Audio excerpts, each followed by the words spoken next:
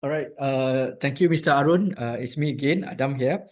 So today I'll be talking on cardiovascular risk assessment and also a bit on management of ED in cardiovascular disease patient.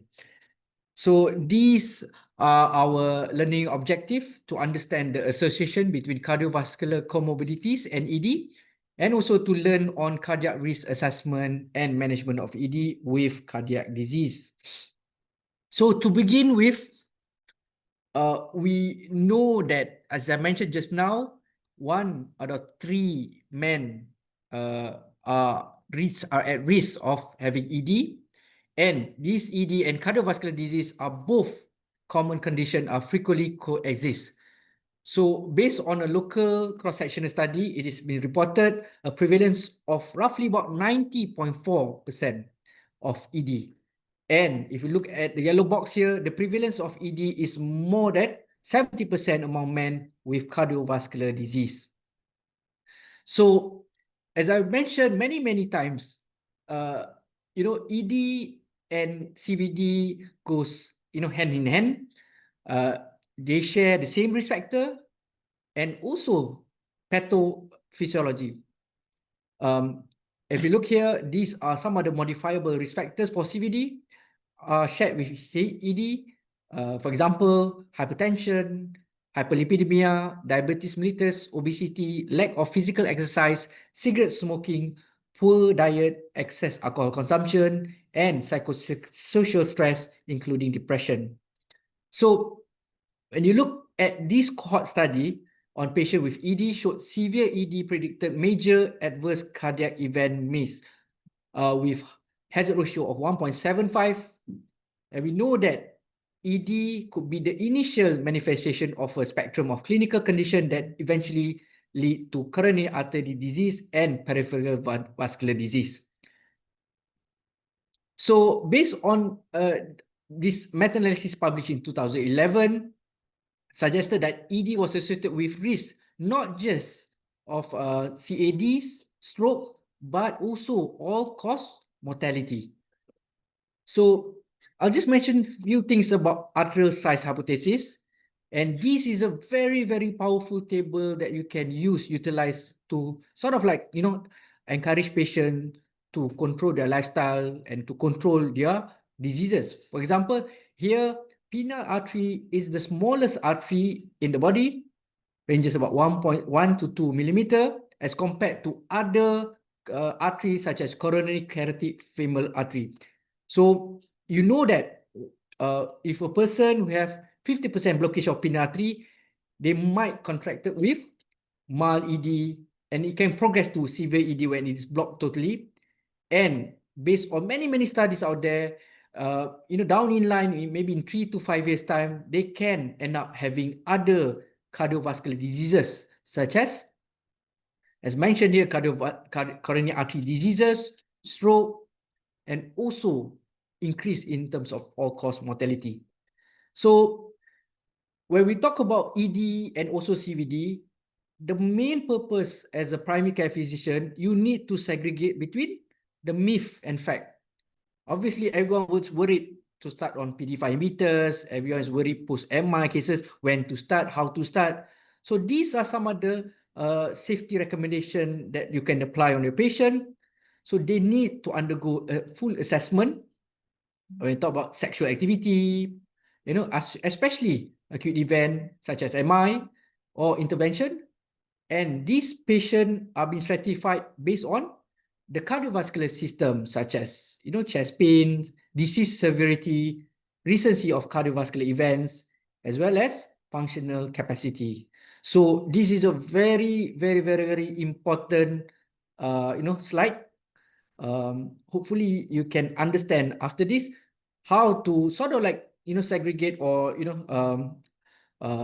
differentiate between which category patient falls into. So for example, we have low risk, intermediate risk, high risk. So those in low risk, they have less than 3 risk factors, excluding male. So mild stable angina, uncomplicated previous MI, NYHA class 1 and 2, post-successful coronary revascularization, controlled hypertension, and mild vascular disease. So these are the patients safely, we can manage them at primary care setting. So how about those in intermediate risk? They have 3 or more CAD risk factors, moderate stable angina, recent MI. This is the one I want to mention. Anything, recent MI, beyond 2 weeks, less than 6 weeks, they fall into category intermediate, which has NYHA class 2, 3, and also non-cardiac sequelae of arteriosclerotic disease. These are the ones you need specialized evaluation. For example, your stress test. So how about high risk category? This is not for us. We need to refer this patient to our favorite cardiologist. So these are patients who have high risk arrhythmias, unstable refractory angina. Recent MI 2 weeks is a no-no. NYHA class 4, HOCM, uncontrolled hypertension, moderate to severe valvular disease. So to summarize things up, as I mentioned to you, you need to stratify patient based on cardiac risk. As I mentioned here, low risk, intermediate risk, high risk. So anything low risk that can be safely managed at primary care. You can manage patient. If patient is not on nitrates, you can allow patient to have PD-5 inhibitors. If you know that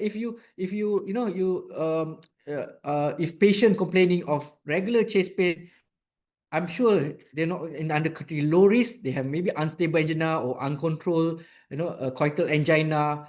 So these are the ones you need to, subject patient for a stress test. So low risk you can manage, or if patient will result high risk, you need to refer for further cardiac assessment. Same goes to the high risk patient. So this is typical scenario, typical patient present to our doorstep. 55 years old, smoker, underlying diabetes, hypertension, ischemic dyslipidemia, complaining of poor erection for 6 months. Patient is obese, blood pressure is not controlled, pulse rate is 76, with LDL of 2.6, A1C of 9.6, and also medication here. Metformin, perinopral, HCZ, and atorvastatin. What are the things that is glaring in front of you? You know that patient is smoker, so you need to address the smoking habit. You need look at BMI, you need to reduce their BMI to a certain acceptable level, and also control the blood pressure as well as the LDL level and also A1C. And also not forget those patients on medication, you need to maybe swap or increase other medication. For example, here HCZ is one of the culprit for ED. Maybe you need to increase perindopril, or you can start with other friendly antihypertensive. So this is the summary that you can address patient. So I'm not going to repeat again, but not to forget lifestyle recommendation, and will be discussed by Mr. Ahmad later. So again, try to have this algorithm at your clinic, so that to protect you, protect patient, and also to improve patient's quality of life. So again, patient with ED should have cardiac risk assessment, and vice versa. So those who present to you with, post-MI or ischemic heart disease, peripheral vascular disease, at least you need to assess the patient using your, proper questionnaire such as your IIEF or your EHS. So again, risk stratification comes first.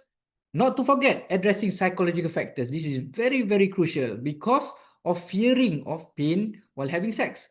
So basically, sometimes they can present with 2 scenarios, whether they have coital angina, which means having angina pectoris during sexual intercourse, or they can end up having MI during sexual intercourse, or roughly about 2 hours after sexual intercourse. These are the ones you need to address. If there's any symptoms, you need to refer, optimize the medication, and also assess their well-being. So again, assessing for medication related to sexual dysfunction, we mentioned a bit on beta blockers. We know that hydrocortisone and other medication, and also to address CV risk factor modifications such as smoking cessation, weight loss, and also encourage patients to activate or to initiate physical activity. So how about use of PD-5 inhibitors in male with CVD?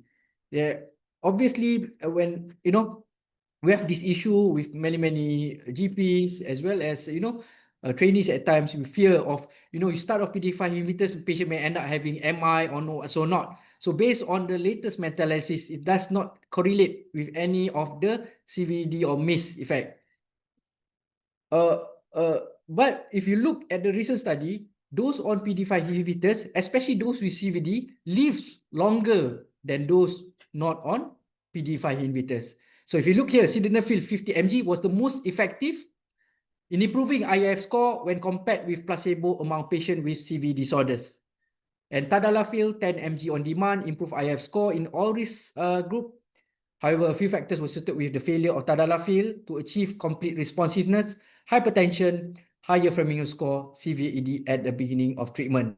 So rule number one, you can counsel the patient if they're on PDE5 inhibitor in general population, the effectiveness rate is roughly about 86%.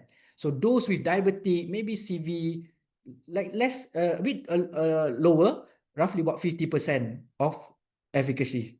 So as take-home messages, certain drugs used for the management of cardiac condition may need to be assessed in patient with ED. The use of PDE5 inhibitors is contraindicated in patient taking nitrates for cardiac condition due to risk of hypertension. So the appropriateness of using PDE5 inhibitor is based on patient cardiac status and medication regimen.